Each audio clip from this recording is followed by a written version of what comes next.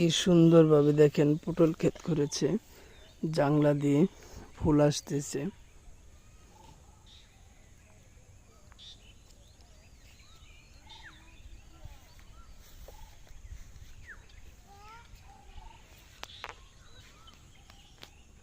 পটল কিন্তু এইভাবে করে থাকেন সবাই, এভাবে জাংলা হিসাবে।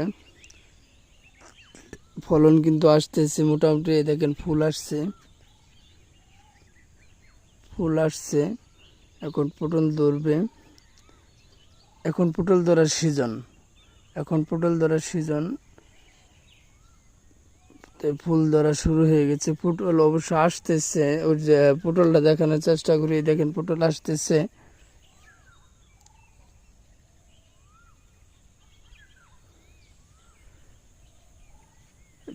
ক্ষেতটা কিন্তু অনেক বড়, অনেক বড়, 4 কাঠার মতো সম্ভবত হবে।